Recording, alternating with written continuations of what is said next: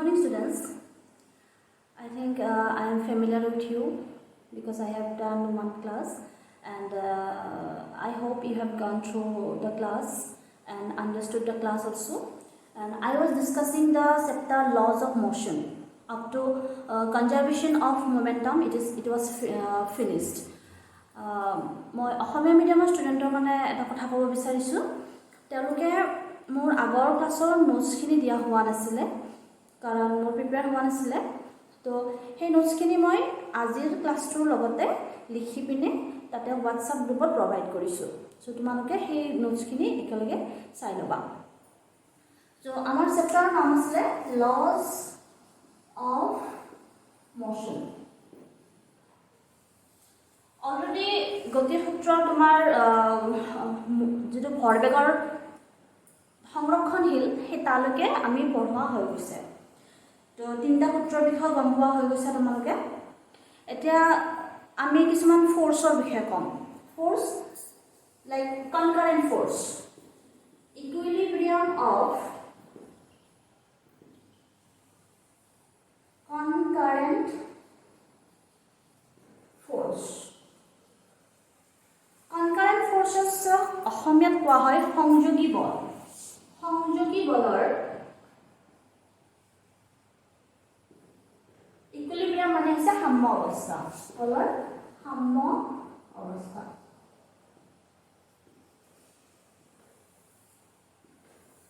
Okay force কি বস্তু হয় মানে গম পাইছে already now what is this concurrent forces concurrent forces means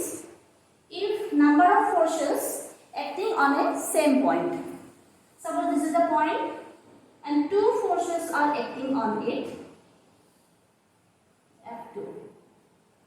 so তোমালোকৰ স্কেলাৰ আৰু ভেক্টৰ বিষয়ে সাৰৰ পৰা অলপ নলেজ আহিছে তোমালোকৰ যে যেতিয়া তুমি ফোৰ্স এনেকে লিখিবা ডিৰেকশন আছে যেটো আমি ভেক্টৰ সাইনটো দিম কাৰণ এটা ভেক্টৰ হে তো এনেকুৱা যদি এটা পইণ্টতে এক কৰে তেতিয়া হলে এনেকুৱা ফোৰ্স বিলাকক কোৱা হয় কনকাৰেন্ট ফোৰ্স বা সংযোগী বল আৰু ইকুইলিব্ৰিয়াম হবৰ কাৰণে এই কনকারেন্ট ফোর্স বিলাক হল যেটো সামেশন এই টোটাল যেটো ফোর্স হ'ব এটো 0 হ'ব লাগিব সো ফৰ ইকুইলিব্ৰিয়াম পজিশন বা কনকাৰেন্ট ফোৰ্সেস R like this f1 plus f2 is 0 so f1 is equal to minus f2 okay so same thing you can do for more than two forces also দুটাতকে বেছি ফোৰ্সৰ কাৰণে বলৰ কাৰণে তুমি এই কনকাৰেন্ট ফোৰ্সৰ কথাটো ক'ব পাৰা সাপোজ এটা পইণ্ট আছে তাতে তিনটা ফোৰ্স আছে f1 f2 f3 so এই ক্ষেত্ৰত হ'ব তোমাৰ সিমিলাৰ হ'ব f1 plus f2 plus f3 is equal to 0 যদি তিনিটা ফোর্সতকৈ বেছি ফোর্স লও suppose n number of force আছে n নাম্বার অফ ফোর্স থাকিলে suppose f1 f2 f3 and suppose fn n number of force যদি থাকে তাৰো তোমাৰ concurrent force যদি ইকুইলিব্রিয়াম হটো হ'ব f1 plus f2 plus এনেকে fn n number লৈ যাব আৰু is equal to 0 বুজি পাইছা ইয়াৰ পিছত স্কেলাৰ আৰু ভেক্টৰ সাৰে তোমাক পঢ়াইছে অলৰেডি অলপ অলপ তাতে তুমি কিছুমান বস্তু হ'বা suppose x y z coordinate system তো ইয়াত থকা ফোৰ্স এটা সাপোজ f1 ফোৰ্স আছে এই f1 ফোৰ্সটো x y z ৰ তিনিটা কম্পোনেন্টত তিনিটা অংশত আমি ভাগ কৰিব পাৰো x ৰ পিনে থাকিব f1x এপিনে থাকিব f1y আৰু এপিনে থাকিব f1z সো ফোৰ্সটো আমি তিনটা কম্পোনেন্ট আমি ভাগ কৰিব পাৰো লাইকৱাইজ f2 force can also be considered f2 আমি তিনটা কম্পোনেন্ট ভাগ কৰিব পাৰো সো f2x f2y f2z এনেকৈ গৈ আমি nটা কম্পোনেন্ট ল'ব পাৰো Suppose n number of forces আছে fn তো ইয়াৰ xy z কি হ'ব x পিনে হ'ব fnx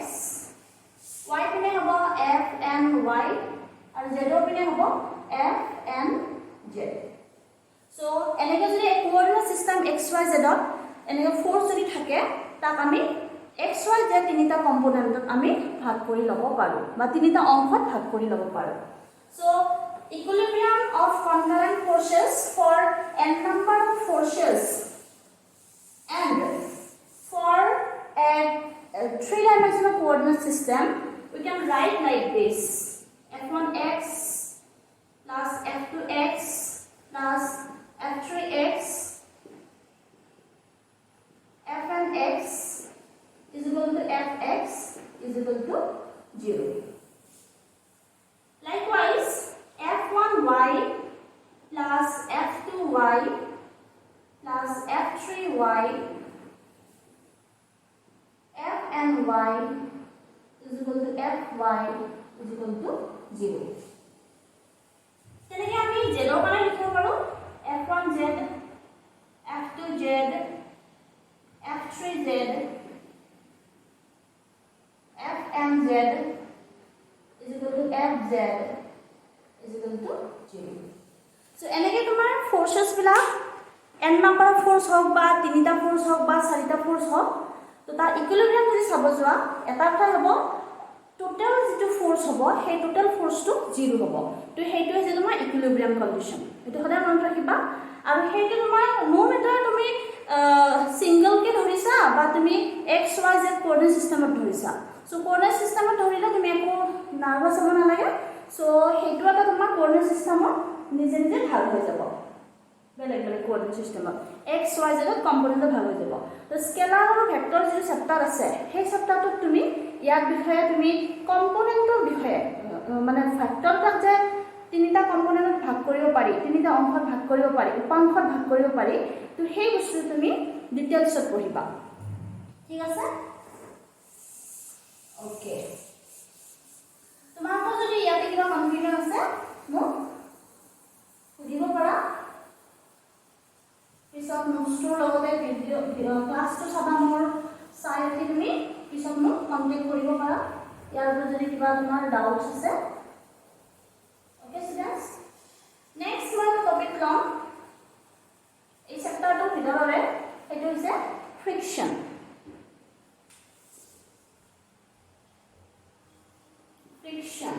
বা ঘৰ্ষণ ফ্ৰিকশন বা ঘৰ্ষণ এই শব্দটো তুমি ঘৰ্ষণ শব্দটো তুমি পাইছা বা ফ্ৰিকশনটো পাইছা যেতিয়া এটা বস্তু এটা সাৰফেসেৰ উপৰে গুছি যাওতে বস্তুটোৱে যাওতে এটা বাধা অনুভৱ কৰে সেই যেটো বাধা অনুভৱ কৰিছে সেই বাধাটোক কোৱা হয় ঘৰ্ষণ বা ফ্ৰিকশন সাপোজ এটা বস্তু আছে যিকোনো এটা বস্তু ভাবিলো এই বস্তুটোৱে যেতিয়া বস্তু থাকে অলৱেজ ৰিমেম্বাৰ ইয়াৰ ওয়েটটো তলপিনে থাকিব weight ইয়াৰ যেটো ওজন থাকিব ওজনটো সদায় তলপিনে থাকিব আৰু অ্যাকশন ৰিঅ্যাকশন তুমি নিউটনৰ ধাৰণাৰ মতে এটা ৰিঅ্যাকশনটো এইপিনে থাকিব এটো সদায় মনত ৰাখিবা যাৰ ফলত ইয়াৰ বস্তুটো ৰেষ্টত থাকিব পাৰে এটা তুমি বস্তুটোৰ ওপৰত এপ্লাইড ফোৰ্স কৰিছা এপ্লাইড ফোৰ্স মানে প্ৰয়োগ কৰা বল বস্তুটোৰ ওপৰত তুমি ফোৰ্স দিছা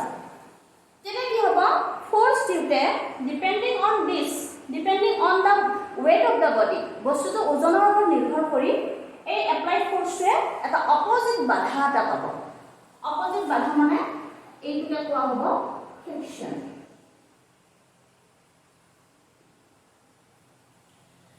স্টুডেন্ট এটা কথা মন কৰিবা এই চেপ্টাৰটোত যেটো এপ্লাইড ফোৰ্স থাকিব হেতু আমি ক্যাপিটাল এফ এৰে বুজাম আৰু যদি তোমাৰ ফ্ৰিকশন থাকিব হেতু স্মল এফ এৰে বুজাম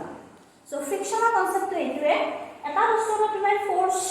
এপ্লাই কৰিছা বল দি আছা তো বস্তুটোৰ ওজনটোৰ ওপৰত ডিপেন্ড কৰি বা ওজনটোৰ লগত ডিপেন্ড কৰে মানে ওজনটোৰ লগত ৰিঅ্যাকশনো ডিপেন্ড কৰিব তো এইকেইটাৰ ওপৰত ডিপেন্ড কৰি ইয়াত বাধা পাব তাৰমানে তুমি যে বল প্ৰয়োগ কৰি আছা তুমি এটা বাধা পাই আছা সেই যেটো বাধা সেই যেটো opposite force that opposite force is called the friction আৰু এটো তোমাৰ self sufficient force ই তুমি applied force দিয়াৰ লগে লগে প্ৰয়োগ কৰা বলৰ লগে লগে কি নিজে নিজে হি ক্ৰিয়েট হৈ যায় হি তোমাক অপোজ কৰিব এই হি অপোজটোৱে হৈছে তোমাৰ ফ্ৰিকশ্যন বুজি পাইছা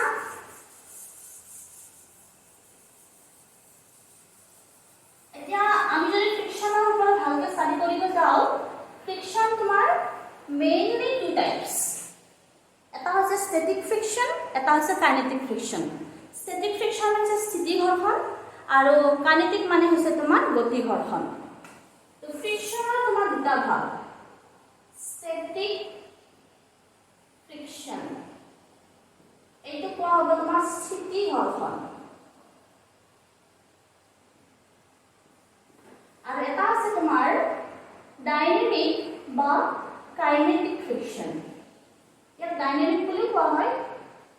আৰু ইয়াতে অসমীয়াত কোৱা হয় গতি ঘৰ্ষণ এই ফ্ৰিকশ্যনৰ কথাটো তোমাৰ স্কুল লেভেলত হয়তো অলপ পাব পাৰা বেছি নাপালে অলপ অলপ পাইছা আৰু স্থিতি ঘৰ্ষণ বা ষ্টেটিক ফ্ৰিকশ্যন হৈছে তোমাৰ যিবিলাক স্থিতিশীল বস্তুৰ ওপৰত চাপ'জ ৰৈ থকা বস্তু এটা আছে সেই ৰৈ থকা বস্তুৰ ওপৰত যিটো ফ্ৰিকশ্যন এক কৰিব ফ্ৰিকশ্যনে যেতিয়া তোমাৰ তাৰ ওপৰত যিটো তোমাৰ এপ্লাই ফ'ৰ্চৰ এগেইনষ্টত এক কৰি থাকিব সেই ফ'ৰ্চটোৱে যিটো তোমাৰ ষ্টেটিক ফ্ৰিকশ্যন আৰু তোমাৰ কাইনেটিক ফ্ৰিকশ্যন হৈছে গৈ থকা বস্তু এটাৰ ওপৰত যিটো ফ্ৰিকশ্যন হ'ব সেইটো হৈছে তোমাৰ কাইনেটিক ফ্ৰিকশ্যন লাইক তোমাৰ বাছ এখন গৈ আছে বাছৰ টায়াৰ আৰু ৰাস্তাৰ মাজত যিটো ঘৰ্ষণ হ'ব ফ্ৰিকশ্যন হ'ব সেইটো হ'ব তোমাৰ কাইনেটিক ফ্ৰিকশ্যন অ'কে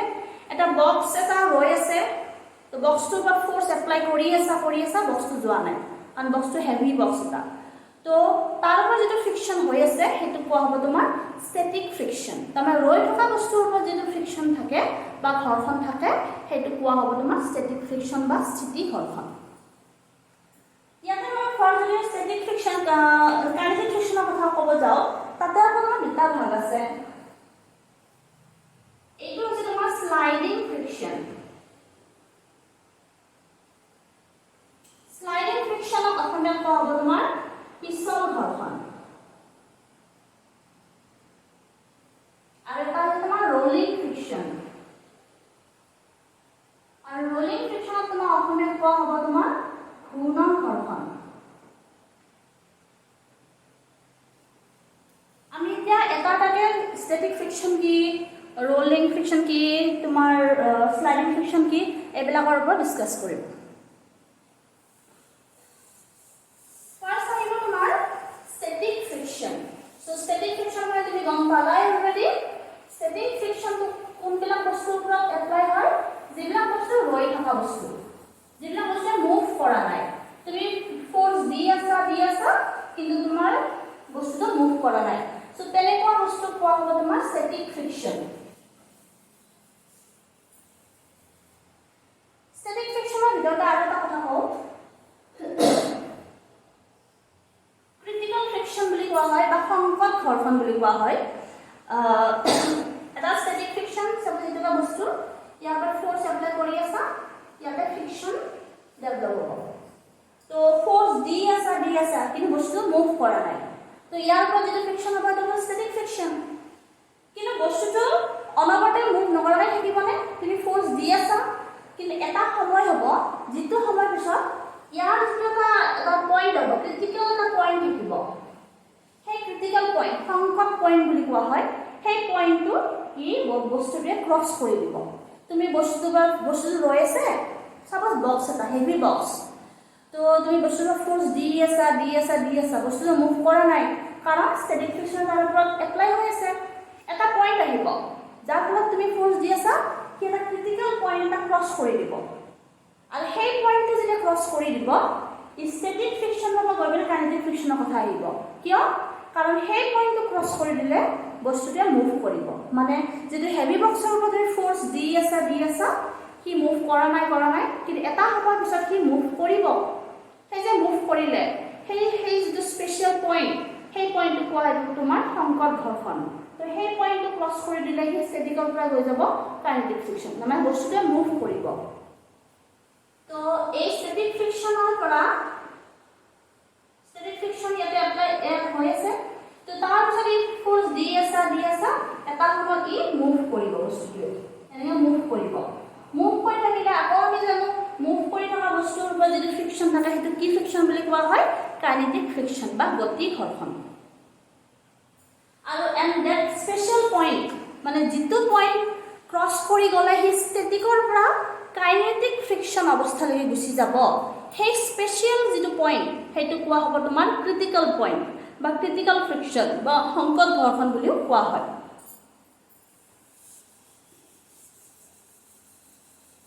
তো এইখিনি তোমাৰ নোটছটো দিয়া আছে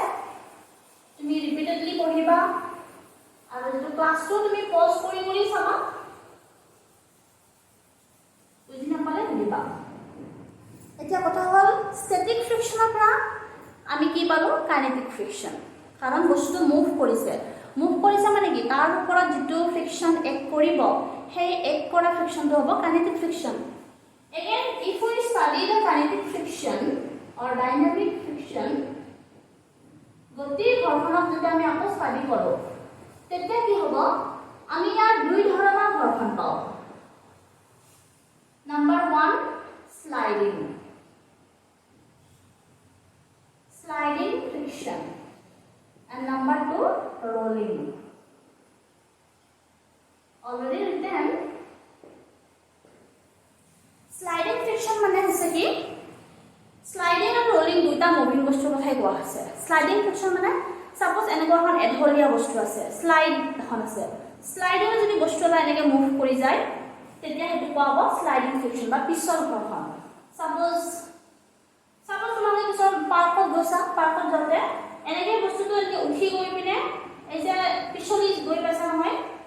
এনেকৈ পিছলি যোৱা যে সেই পিছলি যাওঁতে তোমাৰ যিটো ফ্ৰিকশ্যন তোমাৰ ওপৰত এপ্লাই হয় সেইটো হ'ব তোমাৰ স্লাইডিং ফ্ৰিকশ্যন সো এনেকুৱা যদি এঢলীয়া সাৰফেস এখন থাকে তাৰ ওপৰত তুমি বস্তুটো আছে এই বস্তুটো যেতিয়া পিছলি যাওঁতে ইয়াৰ পৰা যিটো ফ্ৰিকশ্যনে এক কৰি থাকিব সেই এক কৰি থকা ফ্ৰিকশ্যনটো কোৱা হ'ব স্লাইডিং ফ্ৰিকশ্যন বা পিছল ঘৰ্ষণ মানে বস্তু এটা এঢলীয়া সাৰফেসে যদি পিছলি যায় সেই বস্তুৰ ওপৰত যিটো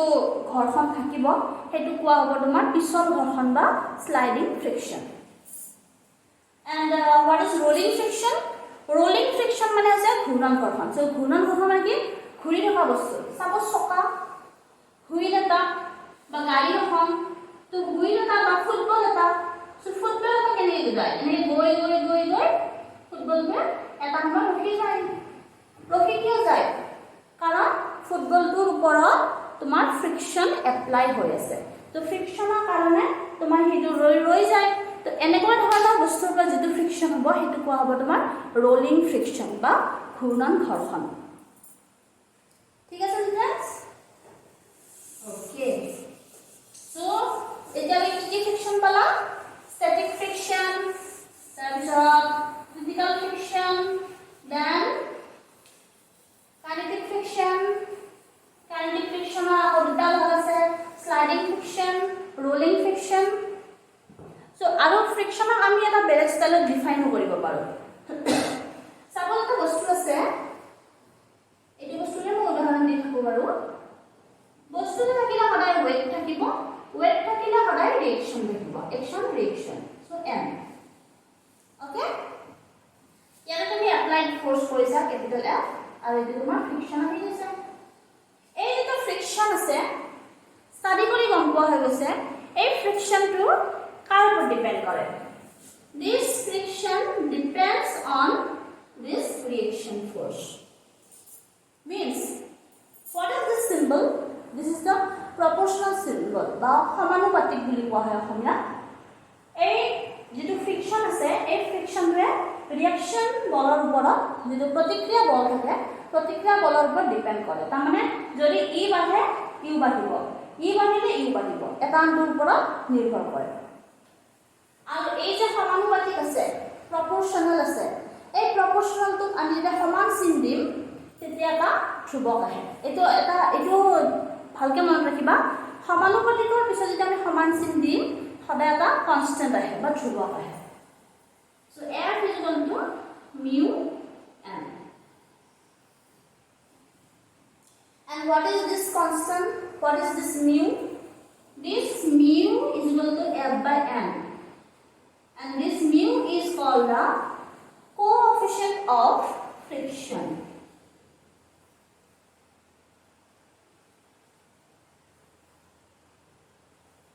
অসমীয়াত ইয়াক কোৱা হ'ব ঘৰ্ষণ গুণাংক। So F is equal to mu n or mu is equal to F by n. Mu is called the coefficient of friction or ঘৰ্ষণ গুণাংক। ফ্ৰিকশনৰ বিষয়ে তোমাৰ এই mu is equal to F by n এই যিটো পইণ্ট, এই পইণ্টটো মই পিছত ব্যৱহাৰ কৰিম কিছুমান ডিৰাইভেশ্যনত। তো মনত ৰাখিবা mu is equal to F by n এই বস্তুটো তুমি সদায় মনত ৰাখিবা। তো নেক্সট মই ইউজ কৰিম কৰবা। নেক্সট এটা পইণ্ট মনত ৰাখিবলগীয়া এংগল অফ ফ্ৰিকশন, ঘৰ্ষণ কোণ।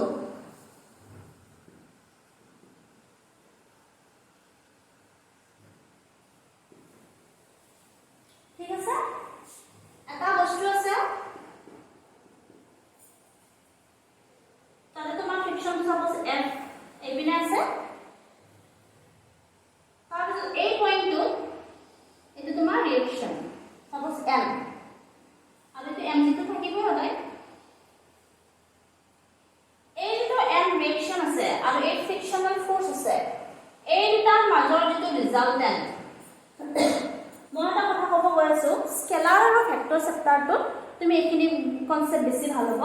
স্কেলাৰ ভেক্টৰত তোমাৰ কিছুমান বস্তু শিকিবা। এটা ভেক্টৰ থাকিব, এটা ভেক্টৰ আমি কম্পোনেন্টত ভাগ কৰিব পাৰোঁ, যেনে rx ry। সিমিলাৰলি দুটা কম্পোনেন্টৰ ৰিজাল্টেন্টটো আমি ক'ব পাৰোঁ কেনেকৈ। সাপোজ দুটা ভেক্টৰ আছে x y, ইহঁতৰ ৰিজাল্টেন্টটো কোৱা হ'ব r। সেই কনসেপ্টটো আমি ইয়াতে ইউজ কৰিম। n আৰু f দুটা ভেক্টৰ বুলি ধৰি লোৱা, এটা ৰিয়েকশন ফোৰ্স এটা ফ্ৰিকশনাল ফোৰ্স, আৰু ইহঁতৰ যিটো ৰিজাল্টেন্ট হ'ব এইটো লিখা। এতিয়া হোৱাট ইজ এইটো আমি কিয় কিবা কৈছো, কাৰণ আমাক লাগে এংগল অফ ফ্ৰিকশন বা ঘৰ্ষণ কোণ। এই যিটো r আছে আৰু n আছে, ইহঁতৰ মাজত যিটো এংগল, এই এংগলটো কোৱা হ'ব angle of friction।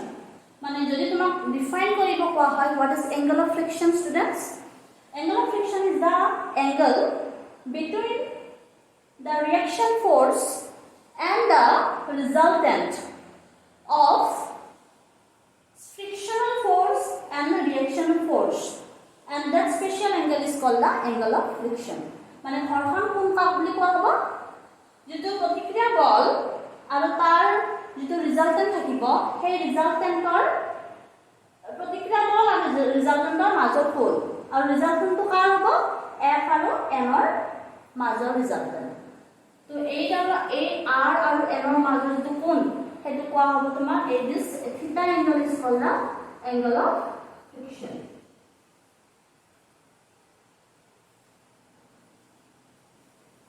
গতিকে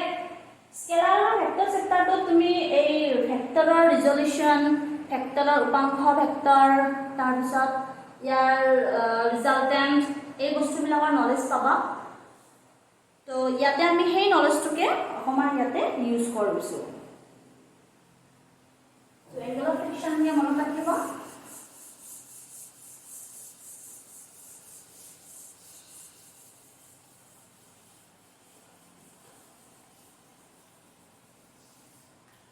এতিয়া ফ্ৰিকশন যে আমি পঢ়ি আছোঁ, তো ফ্ৰিকশনৰ কিছুমান উপকাৰিতা আছে আৰু কিছুমান অপকাৰিতাও আছে। মানে it has some disadvantages and also some advantages। advantages কি? advantages হৈছে তুমি যেতিয়া খোজকাঢ়ি গৈ থাকিবা, খোজকাঢ়ি গৈ থাকিলে তোমাৰ যদি ফ্ৰিকশন নাথাকে, তোমাৰ ভৰি আৰু ৰাস্তাৰ মাজত যদি ফ্ৰিকশন নাথাকে, তুমি পিছলি পৰিবা। তাৰ উদাহৰণ এটা দিওঁ, যেতিয়া তোমাৰ বৰষুণ বতৰ হয়, ৰাস্তাটো যেতিয়া পিছল হৈ থাকে, তাতে তোমাৰ ঘৰ্ষণটো কম থাকে, যাৰ ফলত তুমি পিছলি পৰা। তো গতিকে আমাৰ খোজকাঢ়িবৰ কাৰণে আমাক ফ্ৰিকশন লাগে। তো ফ্ৰিকশন নহ'লে তুমি খোজকাঢ়িব নোৱাৰিবা। তো ফ্ৰিকশন নহ'লে গাড়ী এখনো চলি যাব নোৱাৰে। ফ্ৰিকশন নহ'লে গাড়ীখনত যেতিয়া তুমি ব্ৰেক মাৰিবা, তো ব্ৰেকটো এপ্লাই নহ'ব, কাৰণ তাতে তোমাৰ ফ্ৰিকশনেই নাই। বুজি পাইছা? গতিকে টাইলছত যেতিয়া তুমি অইল দি দিবা, তো তাতে তুমি খোজকাঢ়িব পাৰিবা নেকি? নোৱাৰিবা। কিয় নোৱাৰিবা? কাৰণ তাতে তোমাৰ ফ্ৰিকশন নাই। তো ফ্ৰিকশ্যন যদি নাথাকে তুমি খোজ কাঢ়িব নোৱাৰা তো ফ্ৰিকশ্যন নহ'লে তুমি গাড়ীখন চলাব নোৱাৰিবা ফ্ৰিকশ্যন নহ'লে তোমাৰ গাড়ীত তোমাৰ ব্ৰেকটো মাৰিব নোৱাৰিবা চ' এনেকুৱা কাৰণ ক'ব পাৰি যে ফ্ৰিকশ্যনৰ কিছুমান উপকাৰিতা আছে বাট নট অনলি এডভান্টেজেছ ইয়াৰ কিছুমান ডিসএডভান্টেজেছো আছে ফ্ৰিকশ্যনে কিছুমান ক্ষতি কৰে মানুহক কেনেকুৱা ক্ষতি কৰে আমাৰ হিউমেনক যেনে তোমাৰ মেচিনবিলাক তো মেচিনৰ যিবিলাক পাৰ্টছ থাকে ফ্ৰিকশ্যনৰ কাৰণে সেই মেচিনটো তোমাৰ জলদি মানে সোনকালে তোমাৰ এইটো ইয়াৰ বেয়া হোৱাৰ চান্স থাকে তাৰপিছত যদি তুমি ফ্ৰিকশ্যন থাকে তেতিয়া তোমাৰ কি হয় ফ্ৰিকশ্যন থাকিলে তোমাৰ মেচিনাৰীবিলাক বেয়া হ'ব তাৰপিছত তোমাৰ আৰু তোমাৰ ফ্ৰিকশ্যনৰ আৰু তোমাৰ কি ডিজএডভান্টেজ থাকিব পাৰে ফ্ৰিকশ্যনে তোমাক কি ক্ষতি কৰিব পাৰে আৰু ভাবিছাচোন ফ্ৰিকশ্যন থাকিলে তোমাৰ বস্তুবোৰ বেছি দিন নাযাব যিবিলাক তোমাৰ একদম এটা গুড এক্সাম্পল দিওঁ মোৰ মনত বেছি অহা নাই এতিয়ালৈকে তথাপি মই কওঁ যিটো তোমাৰ দৰ্জাৰ যিবিলাক কব্জা বুলি কোৱা হয় তো আমাৰ লোকেল ভাষাত তো সেই কব্জাবিলাকত তোমাৰ যেতিয়া ৰাষ্টিং হয় ৰাষ্টিং মানে কি কয় যদি তোমাৰ মামৰ লাগে তোমাৰ কি হয় ফ্ৰিকশ্যন ডেভেলপ হৈ যায় চ' ফ্ৰিকশ্যন ডেভেলপ হ'লে কি হ'ব দৰ্জাখনৰ ডেমেজ হ'ব লাহে লাহে তো তোমাৰ এখন ইউজ কৰাত অসুবিধা পাবা এটা কথা হ'ল বহুত বেছি যদি ফ্ৰিকশ্যন হৈ যায় তোমাৰ কি হ'ব বহুত বেছি ফ্ৰিকশ্যন হৈ গ'লে আমি ফ্ৰিকশ্যনটো কমাব লাগিব কিয় কমাব লাগিব কাৰণ আমিতো বস্তুকেইটাক আমি ডেমেজ কৰিব নোৱাৰোঁ তো ফ্ৰিকশ্যন কমাবা কেনেকৈ ফ্ৰিকশ্যন কমাবা বাই ইউজিং লুব্ৰিকাণ্ট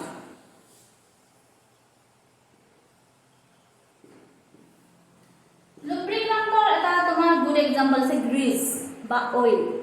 তুমি গ্ৰীজ বা অইল দি পিনে তুমি ইয়াৰ ফ্ৰিকশ্যনটো কমাব পাৰোঁ আৰু সেইটো হয়তো ইউজ কৰে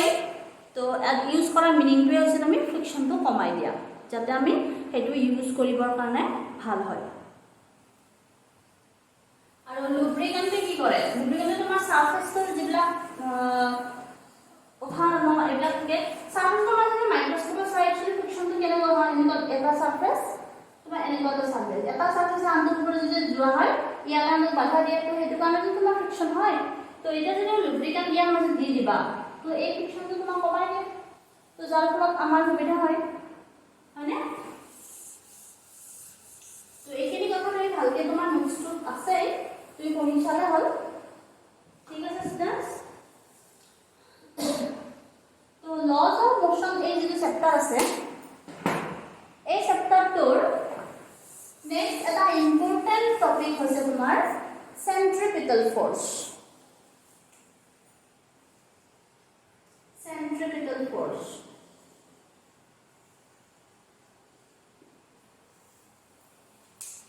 centripetal force যেটো আছে তা অসমীয়াত কোৱা হয় অভিকেন্দ্ৰিক বল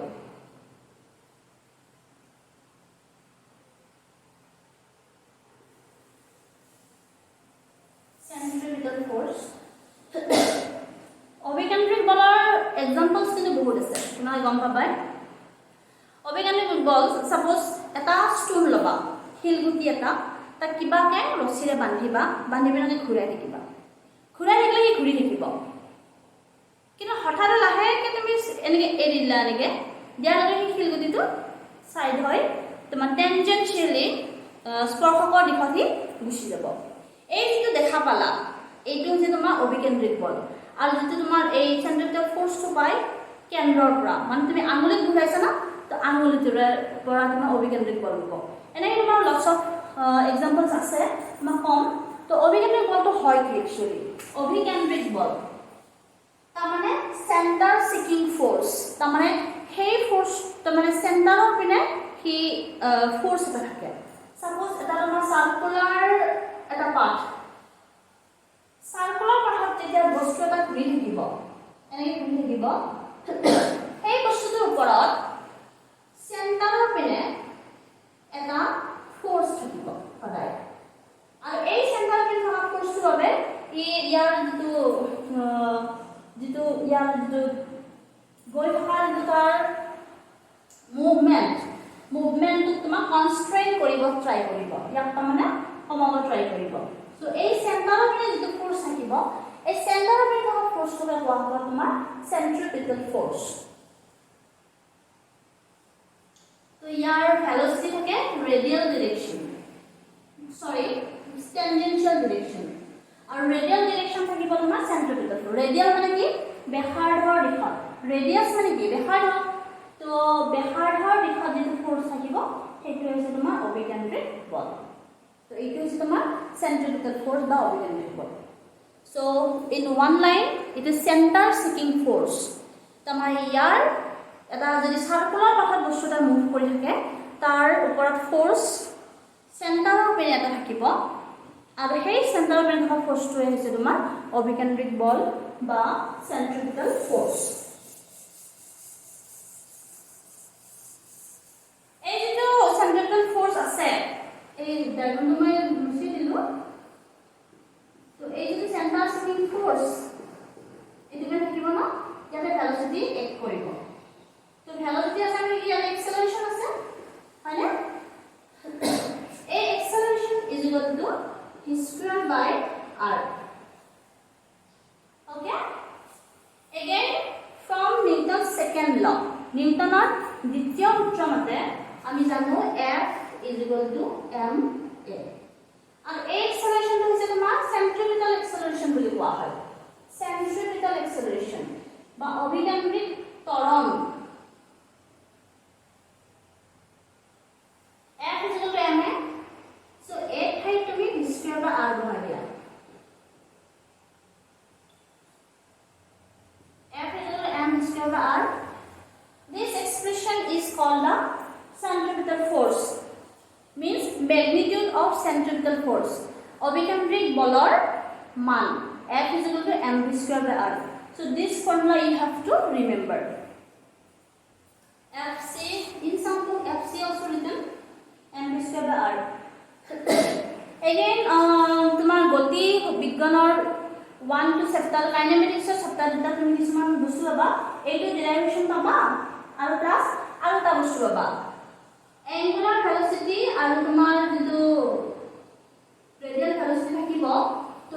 এই ভেলোচিটি তোমাৰ নৰ্মেল যিটো ভেলোচিটি আৰু এংগুলাৰ ভেলোচিটি ইয়াৰ এটা ৰিলেশ্যন আছে। So v is equal to r omega,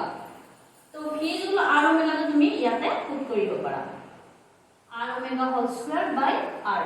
so r r cancel গৈ ইয়াতে থাকিব m r omega. সো এইটো এক্সপ্ৰেছন আমি কৰবাত ইউজ কৰিম m r omega square. Okay, so এইটো এক্সপ্ৰেছন হ'ব তোমাৰ চেণ্ট্ৰিপিটেল ফ'ৰ্চৰ ম্যাগনিটিউড। মানে চেণ্ট্ৰিপিটেল ফ'ৰ্চক যদি তুমি এনেটো চেণ্ট্ৰিপিটেল ডেফিনিশ্যন এইটোৱে হ'ব যে চেণ্টাৰ সিটিং ফ'ৰ্চ, মানে এখন সাৰ্কুলাৰ পাথত বস্তু এটা মুভ কৰি আছে তাৰ ওপৰত যেটো ফ'ৰ্চ চেণ্টাৰৰ পিনে থাকে সেইটো কোৱা হ'ব তোমাৰ চেণ্ট্ৰিপিটেল ফ'ৰ্চ। এতিয়া তাক যদি আমি ভ্যালু হিচাপত চাও, the mathematically চাও, তে তাৰ টাৰ্মছটো হৈছে centripetal force is equal to mv square by r, and in terms of angular velocity it is mr omega square, means f is mr omega square. so এইটো টাৰ্মও আমি কৰবাত ইউজ কৰিম। এতিয়া এই যে centripetal force পাৰা, centripetal forceৰ lots of examples আছে and also application.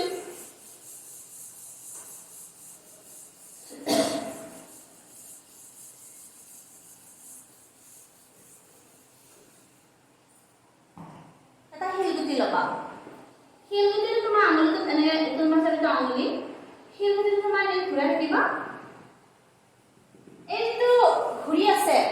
ঘূৰি থাকোঁতে তাক ফ'ৰ্চটো কোনে প্ৰভাইড কৰিব আঙুলিটোৱে, তাৰমানে চেণ্টাৰৰ পৰা ফ'ৰ্চ পাব। তো সেইটোৱে হৈছে তোমাৰ চেণ্ট্ৰিপিটেল ফ'ৰ্চ। ইয়াত এটা এক্সাম্পল, সিমিলাৰ এক্সাম্পল আছে প্লেনেটছ। আমি জানো চানটো মাজত থাকিব আৰু প্লেনেটছ বিলাকে চাৰিওপিনে গৈ থাকে, হয়নে? তো এই যে গৈ থাকোঁতে আমি জানো মাধ্যাকৰ্ষণ শক্তিৰ কাৰণে ইৰে ঘূৰি থাকে, আৰু এই মাধ্যাকৰ্ষণ শক্তি প্ৰভাইড কোনে কৰে? এই মাধ্যাকৰ্ষণ শক্তি আৰু চেণ্ট্ৰিপিটেল ফ'ৰ্চটো ইয়াতে চেম হয়, মানে মাধ্যাকৰ্ষণ শক্তিটো কাৰণে এইটো ঘূৰি থাকে, বাট এই যে ঘূৰি থকা এই চিষ্টেমটো চেণ্টাৰৰ পৰা যিটো ফ'ৰ্চ পাব সেইটো ক'ব পাৰি চেণ্ট্ৰিপিটেল ফ'ৰ্চ বা অভিকেন্দ্ৰিক বল। আৰু এটা এক্সাম্পল আছে কেমিষ্ট্ৰিত পাইছা, নিউক্লিয়াছৰ চাৰিওপিনে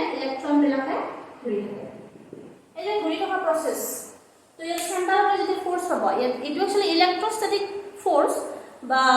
স্থিতিবৈদ্যুতিক ফ'ৰ্চ, কিন্তু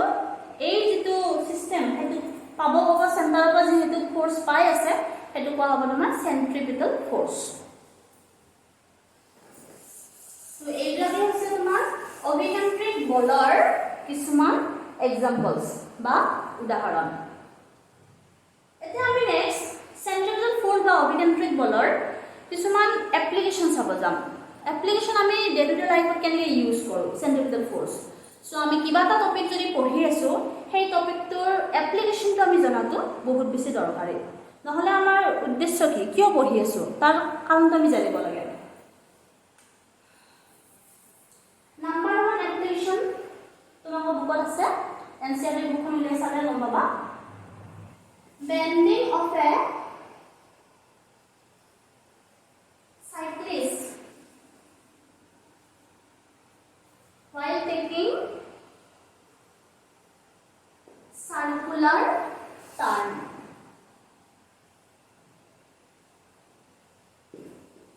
এটা চাইকেল আৰোহীৰ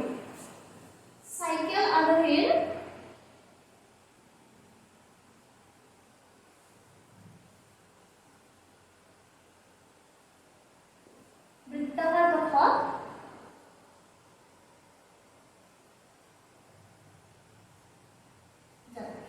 যাত্ৰা বুলি ক'ব পাৰোঁ। তোমালোকে ছবিটো চাইকেল চলোৱাই যেতিয়া তুমি চাইকেলখন চলাই গৈ থাকিবা হঠাতে ৰাস্তাটোত এনেকুৱা টাইপৰ চাৰ্কুলাৰ এটা পজিশ্যন পালা, মানে তুমি টাৰ্ণিং ল'ব লগা হ'ল। যেতিয়া তুমি টাৰ্ণিং ল'ব লগা হয় চাইকেলখন চিধা গৈ থকা নে অকণমান বেঁকা হোৱা? নিশ্চয় অকণমান বেঁকা হোৱা। তুমি চিধাকৈ মানে পুৰা ষ্ট্ৰেইট ৰোডত তুমি চাইকেলখন চলাই গৈ আছা হঠাতে তুমি টাৰ্ণিং এটা পালা, তুমি অলপ বেঁকা হ'ব লগা হয়। আৰু সেই যে বেঁকা হৈ গৈছা, গৈও পাইছা আৰু প্লাছ তুমি পৰিও যোৱা নাই, কাৰণ তুমি চাইকেল চলাওঁতে সেই টেকনিকটো জানা। কিন্তু সেই টেকনিকটো কৰি আছা যদিও বিহাইণ্ড দ্য চিনত তোমাৰ অভিকেন্দ্ৰিক বল ইউজ কৰে বা চেণ্ট্ৰিপিটেল ফ'ৰ্চ ইউজ কৰা হয়। তো সেইটো কেনেকৈ ইউজ কৰে মই এটা ডায়েগ্ৰামৰ সৈতে আৰু লগতে ডিৰাইভেশ্যনৰ সহায়ত মই দেখুৱাই দিম। মোৰ ডায়েগ্ৰাম ইমান ভাল নহয়, কিন্তু তুমি বুজিব ট্ৰাই কৰিবা। সাপোজ এখন চাইকেলখন এনে চিম্বলিকলি ভাবি ল'বা আৰু তুমি এইটো চকা আৰু ইয়াতে সাপোজ তোমাৰ হেণ্ডেলটো ধৰি লোৱা আৰু তুমি মানুহটো ইয়াতে আছা।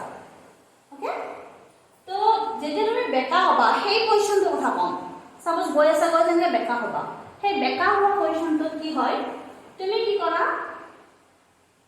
গ্ৰাউণ্ডত এনেকৈ বেঁকাকৈ ফ'ৰ্চ দিবা। গ্ৰাউণ্ড মানে মাটিত, আৰু এই মাটিয়ে তোমাক ৰিয়েকশ্যন দিব M। আৰু তোমাৰ নিজৰ এটা ৱেইট আছে, নিজৰ ওজনৰ কাৰণে mg ফ'ৰ্চ তলপিনে থাকিব। তো তোমাৰ ওপৰত কি ফ'ৰ্চ এপ্লাই কৰে সেই মুহূৰ্তখিনিত, এই যে টাৰ্ণিং লৈছা বেঁকা হৈছা সেই মুহূৰ্তখিনিত তোমাৰ ওপৰত কি ফ'ৰ্চে এপ্লাই কৰে বা কি ফ'ৰ্চে এক্টিং কৰি আছে সেইটো আমি ক'ব পাৰোঁ। তোমাৰ নিজৰ ৱেইটটো, নিজৰ ওজন, তাৰপিছত তোমাৰ এই যে মাটিত দিছা ফ'ৰ্চ এটা বেঁকাকৈ অব্লিকুলি, সেই ফ'ৰ্চটোৱে তোমাক এটা ৰিয়েকশ্যন ফ'ৰ্চ দিব M। এতিয়া মেইন বস্তু এই দুটা বস্তু আমি ৰিজল্ভ কৰিব লাগে। এগেইন তোমাৰ স্কেলাৰ এণ্ড ভেক্টৰ মানে ভেক্টৰ থিয়ৰী আমি ইয়াতে ইউজ কৰিম। তো ভেক্টৰ থিয়ৰী ইউজ কৰি তোমাক কি ক'বা, মই তোমাক আকৌবাৰ এইটো তুমি চেপ্টাৰত পাবাই ছেকেণ্ড বা থাৰ্ড চেপ্টাৰত, কিন্তু মই আকৌবাৰ দেখাই দিছোঁ। যদি তোমাৰ এটা ভেক্টৰ থাকে, সেই ভেক্টৰটোক যেতিয়া আমি দুটা কম্পোনেণ্টত ভাগ কৰিব লগা হয় x আৰু y বা অনুভূমিক আৰু উলম্ব দিশত horizontal and vertical direction, then horizontal সদায় থাকিব r cos θ আৰু এইপিনে থাকিব r sin θ। এইটো বস্তু সদায় মনত ৰাখিবা। তো ভেক্টৰ চেক্টৰ এইটো বিষয়ে পাবাই। তো এটা সিম্পলি ভাবি ল'লে হ'ল r ভেক্টৰটো দুটা কম্পোনেণ্ট থাকে, r cos θ r sin θ। r মানে ৰিয়েকশ্যন এনো হ'ব পাৰে, r n ইয়াতে আমি চিম্বলটো জি লোৱা। এটা কথা হ'ল এইটোক তুমি কেনেকৈ ভিউ কৰিবা, এই এমটো সেইটো ষ্টাইলত আছে ন, তুমি এইটোক তুমি এনেকৈ আনি ল'ব লাগিব, এনেকৈ ভাবি ল'ব লাগিব। তো তেতিয়া তোমাৰ ইয়াৰ কাৰণে এই ফ'ৰ্চটোক তুমি এনেকৈ এইটো পিনৰ পৰা এনেকৈ ভাবি ল'লে ইয়াৰ হৰাইজনেল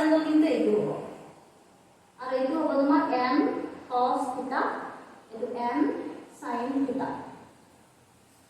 কিন্তু যদি তুমি পিকচাৰটো এনেকৈ চোৱা এনেকৈ চালে এনেকুৱা লাগিব এইটো হৰাইজন্টেল এইটো ভাৰ্টিকেল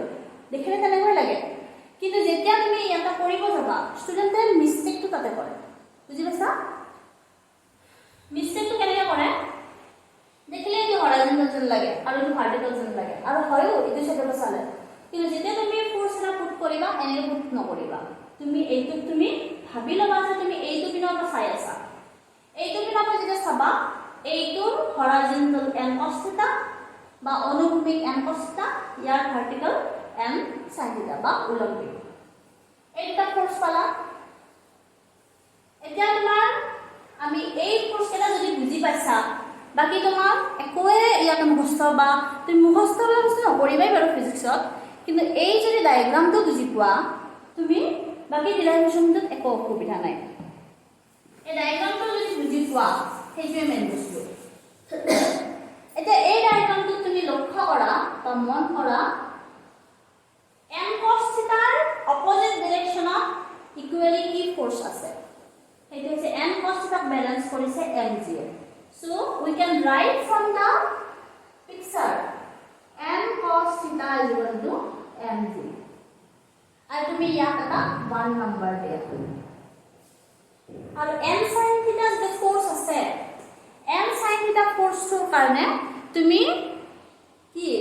মুভ কৰি গৈ থাকিবা আৰু n sin θ ফোৰ্সক কোনে যোগান ধৰিব ফোৰ্স সেইটো হৈছে তোমাৰ সেন্ট্ৰিপিটাল ফোৰ্স কাৰণ হি টাৰ্নিং হৈ পিনে এনেকৈ গৈছে ন তো সেই কাৰণে এইটো কোৱা হ'ব n sin θ = অভিকেন্দ্ৰিক বল অভিকেন্দ্ৰিক বা সেন্ট্ৰিপিটাল force and what is centripetal force what is the magnitude of centripetal force it is mv²/r okay so give it to 2 number then just simply 2/1 and it will be cancel out sin θ cos θ is will be there then mv²/r into 1/mg so this is tan θ it will mm will be cancel out so this square/rg so এইটো নোটছটো ধুনীয়াকৈ লিখা আছে তুমি এবাৰ কথাটো হৈছে কি অকল পঢ়ি আছাবা তুমি কপিত ধুনীয়াকৈ লিখি চাবা আৰু লিখি নাচালে কিন্তু বস্তুটো বুজিবলৈ অসুবিধা হ'ব ইয়াতে তোমাৰ tan θ square/rg এই বস্তুটো যে পালো এইটোৱে কি কন্ডিশন বুজাইছে তুমি যে এই বেন্ডিং হৈ গৈছা তো এইটো কন্ডিশন ফুলফিল কৰি গৈছা তুমি নপৰাতে গৈছা এটা সাম্য অৱস্থাত গৈছা তুমি ইকুইলিব্ৰিয়াম পজিশনটো গৈছা কিন্তু মুভ কৰি গৈ আছা তো এইটো কন্ডিশন ফুলফিল হৈ আছে তোমাৰ কাৰণে তো ইউ আৰ ইউজিং সেন্ট্ৰিপিটাল ফোৰ্স মানে তোমালোকে অভিকেন্দ্ৰিক বল ইউজ কৰিছা কেতিয়া যেতিয়া ৰাস্তাৰে গৈ আছা হঠাতে এটা টাৰ্নিং পালা তুমি বেকা হলা আৰু কিয় বেকা হৈছা অভিকেন্দ্ৰিক বল ইউজ কৰি হৈছা তাহলে তুমি নপৰা ঠিক আছে তো এই কন্ডিশনটো তোমাৰ ফুলফিল হ'ব তোমাৰ আৰু এটা এপ্লিকেশন আছে সেন্ট্ৰিপিটাল ফোৰ্সৰ সেইটো বিৰাট দৰকাৰী আৰু এইবিলাক বস্তু তুমি যেহেতু ডিৰাইভেশন ষ্টাইলৰ বহুত বেছি টান নহয় তো তুমি কপিত লিখি এইবিলাক পঢ়িবা সো 2 নম্বৰ এপ্লিকেশন হৈছে a car on a banked road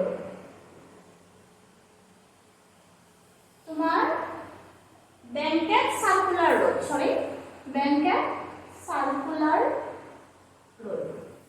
so তোমাৰ ঘূৰণীয়া এটা এঢলীয়া পথত গাড়ী এখনৰ গতি বেগ চাম আমি এঢলীয়া ৰাস্তা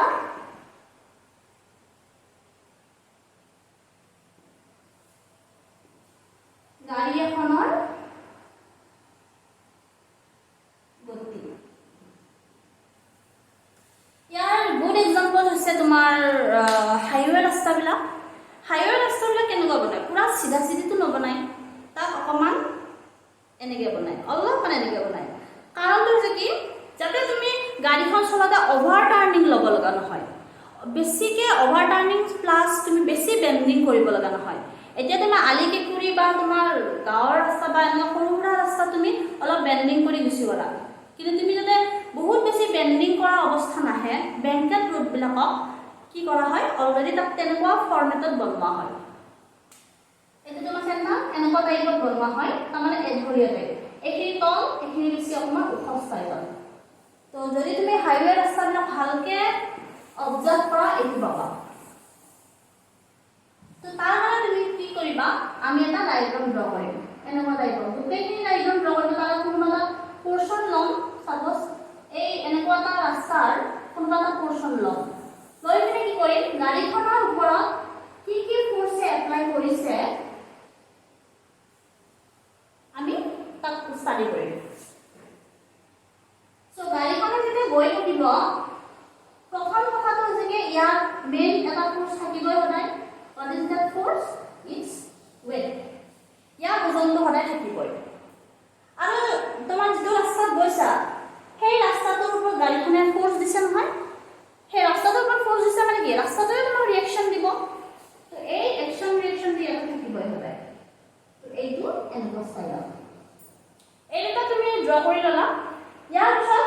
আগৰ যিটো মই পঢ়াইছিলো বেন্ডিং অফ এ চাইক্লিষ্ট, তো তাতে তোমাৰ যিটো ফ্ৰিকশনাল ফোৰ্স সেইটো আমি নেগলেক্ট কৰিছিলো। কিয় নেগলেক্ট কৰিছিলো, কাৰণ যিটো চাইকেলৰ যিটো টায়াৰটোৰ যিটো ফ্ৰিকশন সেইটো বেছি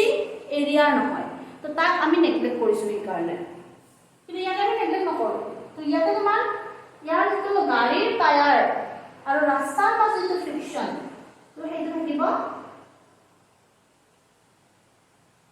এনেকুৱা টাইপত থাকিব। আৰু আমি জানো ইয়াতে কি ফ্ৰিকশন থাকিব, অবভিয়াছলি কাইনেটিক ফ্ৰিকশন, হয়নে? কাৰণ গৈ থকা বস্তুৰ পৰা কাইনেটিক ফ্ৰিকশনে থাকে, গতি ঘৰখনে থাকিব। এতিয়া আমি কি কৰিম, এই তিনিটা ফোৰ্স লোৱাৰ পিছত সি তুমি যদি ডায়াগ্ৰামটো ভালকে ড্ৰ কৰিব পাৰা তো বাকি একো কৰিবই নালাগে, তোমাৰ ডায়াগ্ৰামটো চাই চাই বাকি যি কৰিব পাৰিবা। তো এম জি পালা, এম ৰিয়েকশন পালা, ৰাস্তাটোৱে দিছে, এফটো পালা। এতিয়া নেক্সট তোমাৰ কাম হৈছে তোমাৰ ভেক্টৰ কেইটাক যেনেকৈ ভাগ কৰোঁ, এই যে এইটো বস্তু শিকাইছিলোঁ R cos theta R sine theta, এই কনসেপ্টটো আমি আকৌ লওঁ, সেম কনসেপ্টটোকে আকৌ এবাৰ ৰিপিট কৰিব গৈ আছোঁ। এইটো এম আছে, এমটোক তুমি এইটো ধুনীয়া বনাবা, তেতিয়া ভাবিলে ইয়াৰে যিটো অনুভূমিক দিশ হৰাইজন্টেল হ'ব এইটো এম কস থিটা, আৰু ইয়াৰ ভাৰ্টিকেল হ'ব এম সাইন থিটা। কিন্তু তুমি পিকচাৰটো এনেকৈ যদি চোৱা এইটো হৰাইজন্টেল যেন লাগে, এইটো ভাৰ্টিকেল যেন লাগে, গতিকে পিকচাৰ তুমি সেনেকৈ চাব নোৱাৰা, তুমি অকণমান ট্ৰিক্স লগাব লাগিব যাতে ভুল নহয়। তুমি এইটো সাইডৰ পৰা এনেকৈ ভাবিব লাগিব, এনেকৈ ভাবিলে তোমাৰ এমটো দুটা পাবা, M cos theta m sign, এনেকৈ ভাবি ল'বা। সিমিলাৰলি এক্সটো তেনেকুৱা কথা, এক্সটোকো এনেকৈ ভাবি ল'বা, ভাবি লৈ পিনে ইয়াত কি হ'ব, ইয়াৰ যিটো হৰাইজন্টেল হ'ব এইটো এফ কস থিটা, আৰু ইয়াৰ যিটো ভাৰ্টিকেল হ'ব তলৰ পিনে এফ সাইন থিটা। ইয়াত আমাৰ উল্টা পিনে মানে ভাবিব লাগিব। সো ফিজিক্সৰ কিছুমান বস্তু অকণমান তুমি এজাম্পশ্যন কৰিব লাগিব, তুমি ডাইৰেক্টলি ইয়াতে ডাইৰেক্টলি যিটো দেখিছা ফ্ৰিকশনটো ডাইৰেক্টলি এইটো এনেকৈ এইটো হৰাইজন্টেল এইটো ভাৰ্টিকেল কৰিলে নহ'ব, তুমি এইটো কি কৰিব এনেকৈ ষ্টাডি কৰিব লাগিব, এইটো ডিৰেকশ্যন তুমি ভাবি ল'ব লাগিব, বুজি পাইছা? এইখিনি বস্তু যদি ক্লিয়াৰ হয় বাকী একো অসুবিধা নাই। তো ইয়াতে তোমাৰ কি কি ফোৰ্স দেখা পালা, F cos theta m sin theta m cos theta, তলৰ পিনে আছে F sign theta M g. তো এতিয়া তোমাৰ ডায়াগ্ৰামটো চাই ডায়াগ্ৰামটো তুমি কি কি ফোৰ্স দেখা পাইছা, গাড়ীখনৰ ওপৰত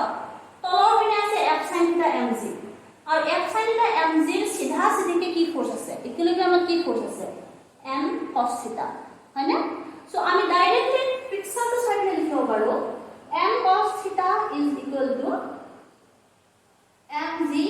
প্লাছ এফ সাইন থিটা। তো এইটো তুমি অলপমান সজাই লিখা,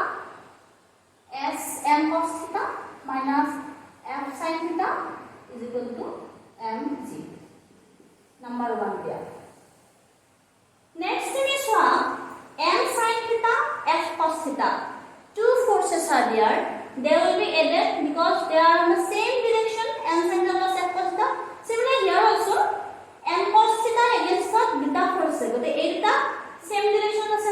এটা প্লাস হ'ব হেকানে mg plus f sin theta to m cos theta বাকিখিনি সজাই লিখিছো আৰু এই যে দুটা ফোৰ্স আছে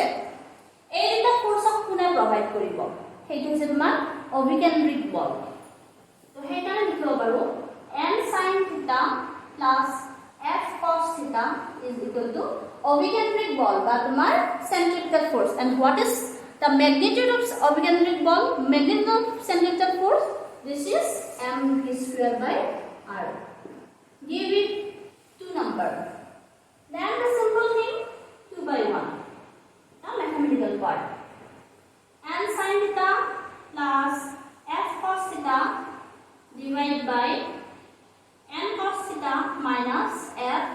sin theta. So mv square by r into 1 by mg. মই বারেবারে বস্তু এই বস্তুবিলাক তুমি কেৱল লিখি লিখিহে চাবা দেই যিমান লিখি লিখি চাবা কিমান বুজি পাবা এনে তোমাৰ ভিডিওটো চালা একো লিখা নাই হেনেকে চালে নহব তোমাৰ বুজি পাইছা লিখি লিখি চালেহে কি বুজি পাবা তাৰপিছত ওপৰে তুমি মুছি দিছো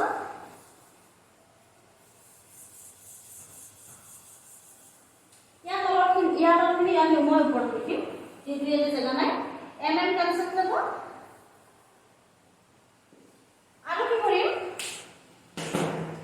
এই n বিলাক বিচাৰি দিম কেনেকে n ৰে ডিভাইড কৰি দিম চবকে ওপৰে তলে so sin theta plus f by m cos theta আকৌ n বিচাৰি দিম cos theta minus f by m sin theta and everything give square by r g sin theta again to be f by n মানে কি পাইছা মনত কৰা frictional force is directly proportional to reactional force so f is equal to mu n so mu is equal to f by n so you can write mu cos theta this symbol is called mu minus mu sin theta is equal to square by r g okay ইয়াক তুমি আৰু সৰু কৰিব পাৰা কেনেকে এবাৰ তুমি cos theta ৰ সৈতে ডিভাইড কৰা তেতিয়া sin theta by cos theta tan theta plus mu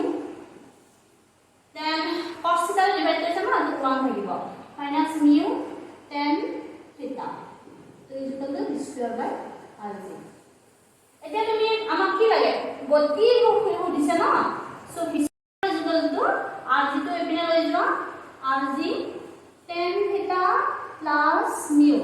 এবিলাক কিন্তু লিখি লিখি সব students 1 minus mu tan theta এনে চাই দিলে ভিডিওটো বুজি নাপাবা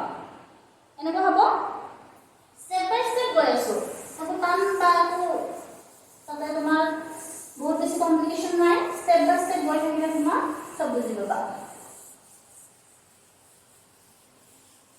और नेक्स्ट v स्क्वायर আছে কি নাম v হে লাগে so v is equal to root over rg tan theta plus mu divided by 1 minus mu tan theta so this is the velocity this is the maximum velocity actually so maximum velocity of the car মানে যদি তোমার banquet root থাকিব banquet রুটত তোমার গাড়ীখনে ইমানখিনি maximum velocity যাব পাৰিব so ইয়াকে যদি ম্যাক্সিমাম কৰিব যায় তেতিয়া কি হ'ব তেতিয়া গাড়ীখন কি হ'ব পৰি যাব বা তোমাৰ এক্সিডেন্ট হ'ব পাৰে তো সেইকাৰণে তোমাৰ speed limit maximum velocity of the car in a banked road okay so these are the applications of centripetal force so students তুমি কি কৰিবা এটো ভিডিওটো চাই নোটসটো চাই হেতু তুমি কপিত লিখিবা লিখি লিখি পঢ়িবা তাৰ পিছত যদি কোনো স্টেপ বুজি নোপোৱা মোক ফোন কৰি সুধিব পাৰা বা বেলেগ যদি কোৱেৰিজ থাকে তোমাৰ মোক ক্লাছটো তেতিয়া তুমি মোক সুধিব পাৰা ওকে সো নোটস কিনি অলৰেডি মই গ্ৰুপত প্ৰভাইড কৰি দিছো তো তোমালোকে চাবা okay so for today this much is sufficient I think so on next class we will discuss some problems related to this chapter তো এইটো চেপ্টাৰৰ লগত ৰিলেটেড থকা কিছুমান আমি সমস্যা কিছুমান মেথমেটিকেল প্ৰব্লেমছ আমি ডিছকাছ কৰিম okay till then thank you students